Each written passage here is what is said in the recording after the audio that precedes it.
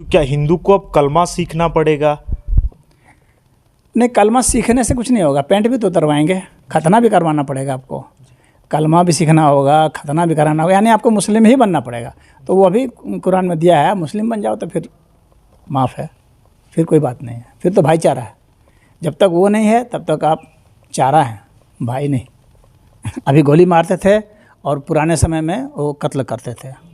सीधे उनका सीधा फार्मूला होता था कि या तो कुरान को मानिए या फिर तलवार से आपकी गर्दन काट दी जाएगी। ये उनका पहले से ही पैटर्न रहा है। तो अब तलवार के बदले अब गोली हो गई। इस एक ऐसा मतलब वो है, बकरा है जिसको कि शेर के लिए छोड़ दिया गया है। इंडिया को अगर आप शेर मान लें कि वो बकरा है, उसको खाएगा, और उस शेर को मारने के लिए शिकारी सब चारों ओर लगे हुए हैं। कि जम्मू कश्मीर के पहलगाम में आतंकी हमला, गुरुजी यूसुफ जी महाराज के साथ गुरुजी हमला हुआ, लोग वहाँ पर गए थे घूमने के लिए, जिस तरीके से कायरतापूर्ण वो हमला हुआ आपने सुना भी, इस पर आप क्या कहते हैं? पहली बात तो मैं यह कहूँगा कि यह हमला जो है कोई न पहली बार है न अंतिम बार है, और कोई आज से नहीं है, ये युगों युगों से है। जब से मोहम्मद साहब का यह सिद्धांत आया है तब से है, यानी ये इस्लामिक सिद्धांत है। ये कुरान में ही स्पष्टता वर्णन है। कुरान के सूरह 9 में आयत नंबर 5 पर आप जाएंगे तो उसमें स्पष्टता लिखा हुआ है कि काफिरों को जहाँ पाओ वहीं मारो, वहीं कत्ल कर दो। तो ऐसा नहीं है कि कोई आज का है और अभी का है। और वे जो भी कर रहे हैं, हाँ, तो वे इस्लाम के नाम पर कर रहे हैं, न कि पाकिस्तान के नाम पर। इसलिए उन्होंने कलमा भी पढ़वाया और कपड़े भी उतरवा के चेक किया। हाँ, तो वो इसी आधार पर कर रहे हैं कि भाई ये मुस्लिम है या गैर मुस्लिम है, यही जानने के लिए। अगर गैर मुस्लिम है तो उसको मार दो। और ये सिर्फ भारत की बात नहीं है, और ये हर जगह होता है, पूरी दुनिया में ऐसे होते आ रहा है, और सदियों से होते आ रहा है, और आगे भी होगा, ये भी गारंटी मान लीजिए। और जितना उनकी संख्या जितनी बढ़ेगी उतना और ज़्यादा होगा। अगर गुरुजी हम आपसे पूछे सरकार का रुख क्या रहेगा इस पर, आप भी जिस तरीके से देख रहे हैं, मोदी जी लगातार इस पर पाकिस्तान के जो भी समझौते थे उस पर भी भारत ने रोक लगाई है, लेकिन आखिर ये रुकेगा कैसे? सरकार इस पर आपकी राय से क्या कदम उठाना चाहिए? देखिए, इसके लिए तो कई स्तर पर कदम उठाए जाने चाहिए। कोई मतलब एक ही कदम नहीं है, काफ़ी।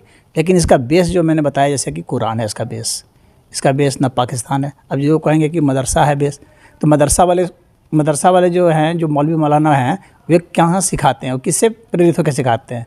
जाहिर सी बात है, वे कुरान पढ़ करके ना सिखा रहे हैं।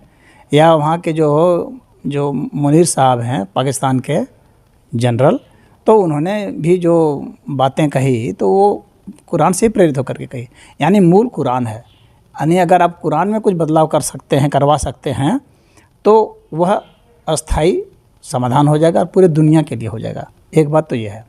और टेम्प्रोरी समाधान अगर चाहते हैं तो टेम्प्रोरी समाधान में तो जैसे अभी कर रहे हैं कि जो आतंकवादी हैं उनको खोज के मारना, और फिर जो है मिलिट्री एक्शन लेना, और पाकिस्तान को आर्थिक रूप से कमज़ोर करना, हाँ, और फिर जो है उनके घर के भीतर ही रिवोल्ट करा देना, जिससे कि वो खुद ही टूट के बिखर जाए, कमज़ोर हो जाए, कि भारत के ऊपर आक्रमण नहीं कर सके। हाँ, लेकिन यह एक जो है सोच है, ये एक तरीका है, लेकिन यह तरीका 100% कामयाब होगा ये नहीं कह सकते, क्योंकि अगर छोटे छोटे भी बन जाएंगे ना, तो उनकी जो है यूनिवर्सल जो यूनिटी है, यानी पाकिस्तान जो है बांग्लादेश से भी यूनाइटेड है। ये मत समझिए कि बांग्लादेश यूनाइटेड नहीं है। तो आप छोटे छोटे टुकड़ों में बांट देंगे, इस्लामिक स्टेट बना देंगे, बनेगा तो इस्लामिक स्टेट ही वो। तो वे फिर एकजुट हो करके, भले शुरू में अलग हो जाएंगे, अपना जो भी उनका जनजाति का समूह है उसके आधार पर, कोई बलूचिस्तान बन जाएगा, कोई पख्तूनिस्तान बन जाएगा, कोई कुछ भी बन जाएगा, इस तरह कोई सिंध बन जाएगा। लेकिन ये बन जाने के बाद फिर क्या होगा? कुछ वर्षों के बाद ये यूनाइट होंगे। यूनाइट पॉलिटिकली नहीं होंगे, लेकिन वो रिलीजियसली यूनाइटेड है, मतलब धार्मिक रूप से वो एकजुट हैं, और फिर वे योजना बना के फिर आक्रमण करेंगे। ये तो पक्का मानिए। और जो अभी नहीं है, दूर हैं, जैसे मान लीजिए कि अरबियन स्टेट्स हैं, हाँ, और अन्य मुस्लिम कंट्री हैं, वे सहयोग इनको देंगे। आराम से आप युद्ध तो शुरुआत कर सकते हैं, लेकिन जैसे जैसे युद्ध आगे बढ़ेगा, अगर शुरुआत आपने कर दी तो आप देखेंगे कि जो मुस्लिम स्टेट्स हैं, जैसे तुर्की वगैरह ये सब जो हैं, वे सब सहयोग देंगे पाकिस्तान को। और जैसे यूक्रेन में फंस गया जी वो रूस, वैसे ही भारत भी फंस जाएगा, चीन भी सहयोग देने लगेगा और दूसरे लोग सहयोग देने लगेंगे। इसलिए भारत के लिए तो अच्छा है कि डायरेक्ट युद्ध में न जाए, हमारी समझ से। वो अगर जाए भी तो तब जब एकदम वो पाकिस्तान बेदीन हो जाए। हाँ, उसके पहले उसको आर्थिक रूप से तोड़िए, जो मोदी जी ने ये किया ना, जल वो रोका है, उसी तरह का स्टेप लीजिए कि कहीं से उसको जो उधर से पेट्रोल आ रहा है कराची तरफ से, उनका व्यापार उधर से हो रहा है, आप उधर भी रोकिए। उनको IMF से जो लोन वगैरह मिलता है, आप वो लोन भी मत लेने दीजिए, ब्लैक लिस्ट में डलवा दीजिए। इस तरह से मतलब आपको आर्थिक मेजर्स लेना है और डिप्लोमेटिक मेजर्स लेना है, और उसको जो है तोड़ना है, और उसके भीतर से ही जो है बवाल खड़ा करना है कि उसी के भीतर के ही लोग, जैसे पंजाब के लोग बवाल खड़ा कर दें वहीं के, और किसान जो है वहाँ खुद परेशान हो जा करके सरकार के खिलाफ होंगे, वहाँ की सरकार जो है खुद उस पर गोली चलाएगी, विद्रोह होगा। तो इस तरह से कर सकते हैं। लेकिन जहाँ तक उसकी बात है कि उन्होंने मारा है, उसका समाधान तो सिर्फ़ और सिर्फ कुरान में बदलाव से है, उसके अलावा कोई समाधान है ही नहीं। या तो उसके माइंड को आप बदल दीजिए, सबके इतने टेक्नोलॉजी आपके एडवांस हो जाए कि आप ऐसा चिप बना लीजिए, जैसे कि एलन मस्क वो दावा भी कर रहे हैं कि हम इस तरह से जो है बाहर से बीम से ही उसके माइंड को बदल देंगे। तो जो भी उसके माइंड में डेटा है रिलीजन के प्रति, उस डेटा को ही डिलीट कर देंगे तो बात अलग है। तो फिर वो जो है अपने हिसाब से हो जाएंगे, आप जैसे चाहें वैसे मैनिपुलेट कीजिए। लेकिन जब तक वह टेक्नोलॉजी प्रभावी नहीं होती है, जब तक आती नहीं है, तब तक आपके पास यही है कि कुरान को ही आप बदल सकें, या उन चीज़ों को आप जितना दूर कर सकें, प्रतिबंधित कर सकें कोर्ट के द्वारा ही प्रतिबंधित होगा। तो कोर्ट का सहयोग इसमें ज़रूरी होगा, तभी होगा, नहीं तो अन्यथा नहीं होगा। अगर गुरुजी मैं आपसे पूछूं, क्या हिंदू को अब कलमा सीखना पड़ेगा? नहीं, कलमा सीखने से कुछ नहीं होगा, पैंट भी तो उतरवाएंगे, खतना भी करवाना पड़ेगा आपको, कलमा भी सीखना होगा, खतना भी कराना होगा, यानी आपको मुस्लिम ही बनना पड़ेगा। तो वो अभी कुरान में दिया है, मुस्लिम बन जाओ तो फिर माफ़ है, फिर कोई बात नहीं है, फिर तो भाईचारा है। जब तक वो नहीं है तब तक आप चारा हैं, भाई नहीं। ये तो स्पष्ट बात है। गुरुजी, मीडिया के सामने जब छोटा सा बच्चा आता है, वो कहता है कि एकाएक वो आते हैं और कहते हैं कि जो हिंदू है वो अलग हो जाए, जो मुस्लिम है अलग हो जाए, और तुरंत गोली मार देते हैं। हाँ, तो ये काफ़ी दुखद है, लेकिन ये उनका स्टाइल है। अभी गोली मारते थे और पुराने समय में वो कत्ल करते थे। सीधे उनका सीधा फार्मूला होता था कि या तो कुरान को मानिए या फिर तलवार से आपकी गर्दन काट दी जाएगी। ये उनका पहले से ही पैटर्न रहा है। तो अब तलवार के बदले अब गोली हो गई, बात इतना ही है, कोई अंतर। गुरुजी, सेनाएं हर जगह रहती है, लेकिन पहलगाम में ऐसा क्या हुआ, कैसी चूक हुई, सुरक्षा एजेंसियां या फिर ऐसा कैसे ये घटना हुई? वहाँ पे आर्मी भी नहीं थी, और आर्मी का वो मैं कहूँ ड्रेस पहन कर आए थे आतंकी। अब इसमें तो जहाँ तक मैंने समाचार सुना है, तो कुछ लोग कह रहे हैं कि नहीं, वो जो वहाँ खच्चर वाले होते हैं उनका ड्रेस पहने थे, और कुछ लोग कह रहे थे कि पुलिस का ड्रेस पहने थे। हाँ, तो मैं श्योर नहीं हूँ कि इन दोनों में से क्या है, लेकिन मैं उस स्थान को गया हूँ पहले, और मैंने देखा है कि वहाँ पर जो है मिलिट्री रहती थी। तो मिलिट्री वहाँ डिप्लॉयड नहीं थी, तो अब मिलिट्री का डिप्लॉयमेंट जो है वहाँ की स्टेट गवर्नमेंट उसको कहेगी कि भाई आप डिप्लॉय होइए यहाँ पर, तभी डिप्लॉय होगी, या पुलिस भी उन्हीं के आदेश पर होगी। तो इसमें ज़रूर मिली भगत है, ये चूक नहीं है, ये साजिश है। चूक इसको नहीं कह सकते हैं कि दोनों का एब्सेंस हो जाना, बहुत समय तक दूर दूर तक न रहना, ये चूक नहीं है, ये साजिश है, योजना है। उस योजना के तहत ये काम हुआ है। वो बहुत समय से वे रैकी कर रहे होंगे, और उनके यहाँ अधिकारी भी जान पहचान के कुछ होंगे, जिनके माध्यम से, या कुछ नेता भी होंगे जिनके सहयोग से उन्होंने किया है। एक पत्नी का बयान आता है, हाल ही में शादी होती है, उसके पति को वहाँ पे मार देते, वो कहते मुझे भी मार दे। तो वहाँ पे जो मीडिया सोर्सेज दिखा रहे हैं कि वो कहते नहीं, तुम जाओ सरकार को बताओ, आपने भी देखा। हाँ, तो वो तो एक मैसेज देने का तरीका होता है उनकी तरफ से। वो बहुत हार्ड मैसेज था कि आप जो है हम लोग के अनुसार नहीं रहेंगे तो हम ये काम करेंगे। तो इसमें बहुत योजना, देखिए मुख्य रूप से कि भारत को बहुत पहले से ही चल रहा था। जब रूस ने आक्रमण किया था ना, उस समय से ही योजना बन रही थी कि किस तरह से भारत को भी उलझाया जाए, पाकिस्तान के साथ लड़ने में या चीन के साथ लड़ने में। अमेरिका की योजना ये थी, चीन की योजना थी कि पाकिस्तान के साथ उलझे। हाँ, अब पाकिस्तान की खुद की योजना है, पाकिस्तान गवर्नमेंट की, क्योंकि वो तो एक एक तरह से रिलीजियस गवर्नमेंट है ना, वो खुद भी कहती है कि हम लोग जो है इस्लामिक स्टेट हैं। तो उनकी खुद की योजना है कि किस तरह से हम कब्जा कर लें वहाँ के, क्योंकि वहाँ का जो प्रधानमंत्री है वो एक तरह से डिफंक्ट है, कोई बहुत ज़्यादा उसका वैल्यू नहीं है। तो वहाँ की सरकार जो अभी है उसको ख़त्म करके मिलिट्री का शासन कैसे लागू कर दिया जाए, ये जनरल मुनीर हैं उनकी योजना हो सकती है। उसके तहत भी ये काम किया गया होगा कि हम ऐसा करेंगे, और चीन पैसा देकर कुछ भी करा सकता है। तो चीन ने पैसा दिया होगा, बहुत ज़्यादा चांस है। हाँ, और अमेरिका भी कम पैसा दे सकता है, डीप स्टेट, क्योंकि जिसको अपना हथियार बेचना है, अमेरिका को भारत को बेचना है और चीन को पाकिस्तान को बेचना है हथियार बेचना है दोनों को। तो हथियार की जो लॉबी है, जो ग्रुप है, वो तो सोचेगा कि लड़ेंगे तभी तो बिकेगा। तो इस प्लानिंग से काम किया गया है। तो मैं समझता हूँ कि जो पाकिस्तान इस एक ऐसा मतलब वो है, बकरा है जिसको कि शेर के लिए छोड़ दिया गया है। इंडिया को अगर आप शेर मान लें कि वो बकरा है, उसको खाएगा, और उस शेर को मारने के लिए शिकारी सब चारों ओर लगे हुए हैं कि वो बकरा खाएगा और हम लोग शेर को मारेंगे। शेर इंडिया को मारने की स्कीम पर ये सब काम कर रहे हैं।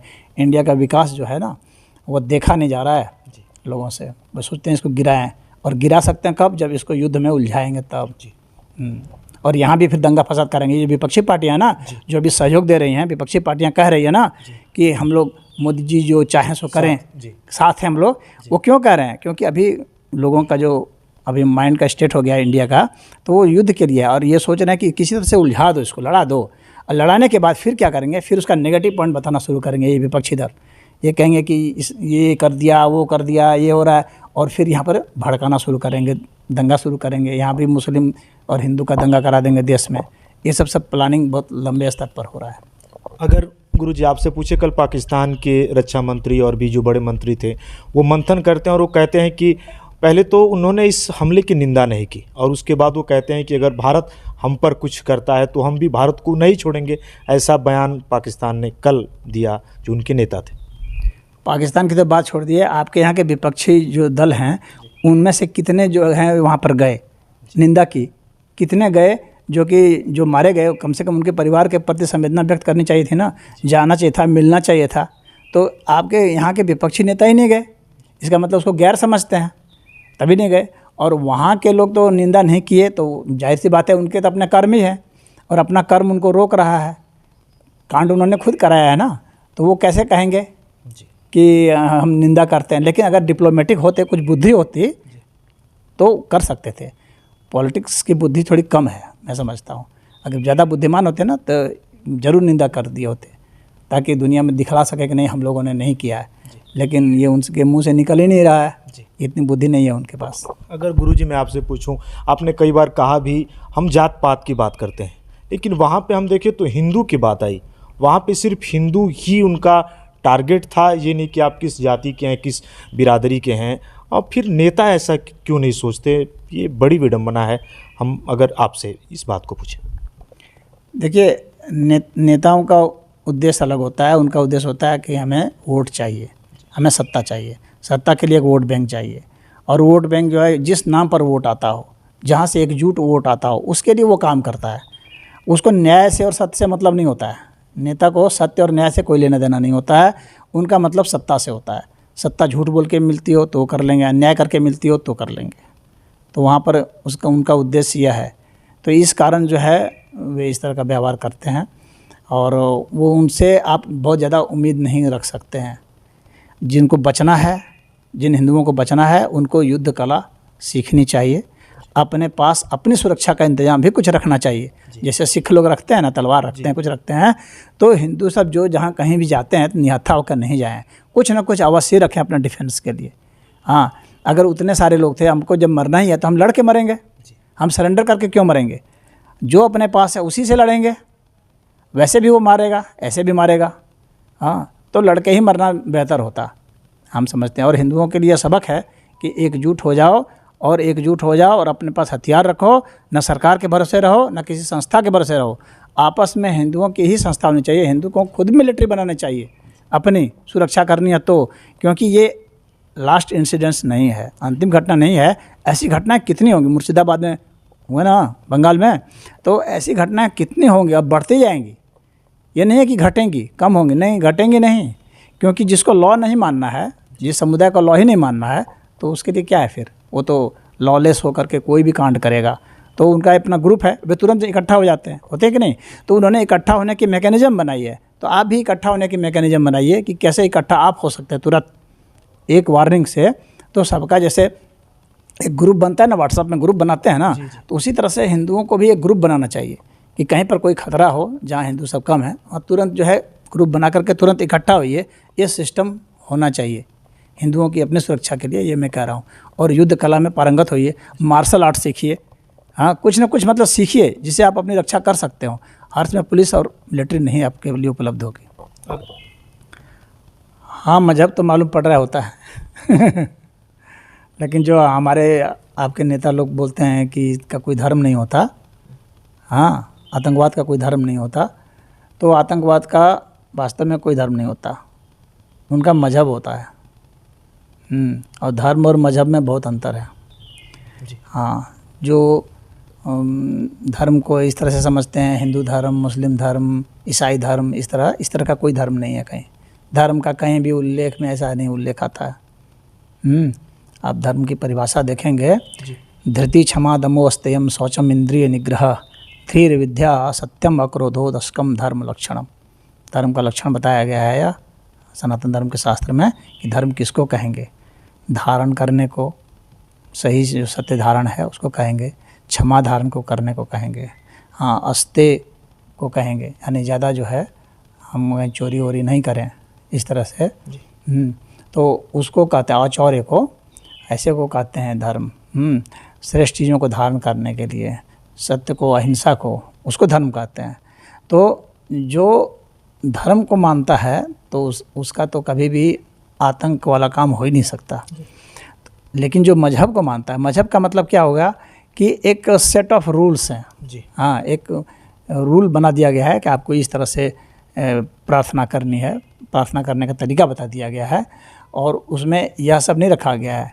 सत्य का कोई मतलब नहीं है, न्याय का वहाँ कोई मतलब नहीं है, अहिंसा का कोई मतलब नहीं है, प्रेम का कोई मतलब नहीं है, करुणा का कोई मतलब नहीं है, दया का कोई मतलब नहीं है। तो इस तरह की बातें जहाँ पर कोई मतलब ही नहीं रखती है, तो वैसे ही जो मजहब कहलाते हैं। जहाँ पर नियम खाली कि ऐसे हाथ करना, ऐसे पैर करना, ऐसे करना है, उठना है, बैठना है, मतलब जैसे मिलिट्री एक्सरसाइज होती है उस टाइप से कोई चीज़ बता दी जाती है, और उसी को लोग सालों साल करते रहते हैं। तो और उसका एक रूल बना दिया जाता है कि आपके खाने का, पीने का, शादी का, ब्याह का, मरने का, जीने का, इस तरह का जो है किस तरह से आपको कर्मकांड करना है, तो वह मजहब कहलाता है। लेकिन धर्म जो है ना, वह मजहब नहीं है, बिल्कुल धर्म बिल्कुल ही अलग है। धर्म तो एक आध्यात्मिक गुण की बात है, क्योंकि एक लिए सत्य को कहा गया है जी। हाँ, तो जब सत्य की बात हो जाएगी तो फिर वहाँ पर ये सब कर्मकांड काम करेगा नहीं। हाँ, न्याय को कहा गया है, चोरी नहीं करने को, तो ये सब जो आप धारण कर लेते हैं तो फिर इस तरह के उपद्रव में आप शामिल नहीं होते हैं। तो इसलिए जो आतंक की बात होती है तो वो सब जो है धर्म के साथ जुटा हुआ नहीं होता है। और जो देखा जा रहा है, अगर आप इतिहास भी देख लें और अभी वर्तमान में भी आप देख लें, अगर जितने आतंकवादी संगठन हैं आप उनके नाम भी देख लेंगे, गिन लेंगे, उनकी संख्या गिन लेंगे, तो आपको खुद पता चल जाएगा कि वो धर्म का है कि मजहब का है इतना ही मैं कहूँगा। ये धर्म, हिंदुओं का कोई संगठन ऐसा है जो कि किलिंग स्प्रे पर निकला हुआ है कि कहीं हम मार देना है हमको, कहीं ऐसा कहीं आप नहीं देखेंगे। अगर गुरुजी हम पूछें जो कृत्य किया है, क्या हम ये करेंगे तो मेरे लिए अल्लाह दरवाजे खोल देगा, मुझे जन्नत नसीब होगी, ये किस तरह का इनका अपना ये एजेंडा है जो ये करते हैं? यह तो कुरान में ही लिखा हुआ है। कुरान में बताया गया है कि आप जो है जो गैर मुस्लिम हैं, आप पहले उनको समझाइए का मतलब कि अपने यहाँ उसको बोलिए कि आप मुस्लिम बन जाइए। नहीं मानते हैं फिर आप डांटिए डपटिए, उससे भी नहीं मानते हैं फिर उसको मारिए, उससे भी नहीं मानते हैं तो कत्ल कर दीजिए। ये स्पष्टता वर्णन है, और कहीं वो छिपा करके नहीं है। कुरान में कोई भी कुरान खरीदे, कोई भी पढ़े, हर जगह लिखा हो। जिन्होंने भी कुरान पढ़ा है वे समझ जाते हैं कि सिद्धांत कहाँ से आ रहा है। कोई आज से विरोध नहीं है, विरोध भी बहुत पहले से है, आगे भी होता रहेगा। कुछ मुस्लिम भी हैं जो विरोध करते हैं, खुद ही विरोध करते हैं, कहते हैं कि नहीं ये सही नहीं है, वे खुद मानते हैं। लेकिन अगर आप कह देते हैं सोशली कि ऐसा नहीं है, अगर मुस्लिम कह देता है तो उसको मारने की बात हो जाती है। उसमें फतवा भी जारी होता है कि इनको मार देना, ये भी प्रावधान दिया हुआ है कि अगर कोई आलोचना करता है तो उसको मार दो। ये सब बातें हैं। तो जो बहुत साहसी कलेजा वाला है वही बोल पाता है, जो मरने के लिए तैयार है वही बोल सकता है। ये तो बात पक्की है। तो क्या हिंदुओं पर इसी तरीके से अत्याचार हो? हिंदुओं पर नहीं, जो गैर मुस्लिम उन सब पर होगा। जैसे जैसे वहाँ म्यांमार में देखिए, वहाँ भी इतना उत्पात हुआ था, तो वहाँ जो बौद्ध गुरु थे बिराथू, तो उन्होंने फिर उनके खिलाफ चलाया, रोहिंग्याओं को वहाँ से मार के भगाया। इजराइल में आप देख ही रहे हैं, इजराइल में इतना जो है गाजा में हुआ, तो वहाँ पर ऐसे हुआ। तो ये तो हर जगह हो रहा है, हर जगह हो, मैंने जो भी गैर मुस्लिम है उसके खिलाफ उनका जिहाद है, सीधी सी बात है।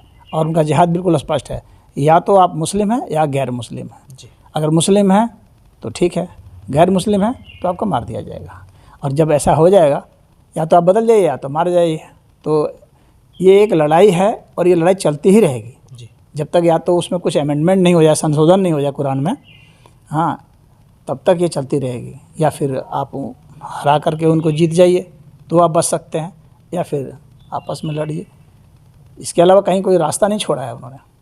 ये नहीं कहा है कि नहीं जो है आपको छोड़ दिया जाएगा, नहीं, छोड़ा नहीं जाएगा, वो मारा ही जाएगा। यहूदी स्पष्ट कुरान में लिखा है कि यहूदी जो है वो खुले दुश्मन है। यहूदी जो है इस्लाम के खुले दुश्मन है, तो उनको मार देना है।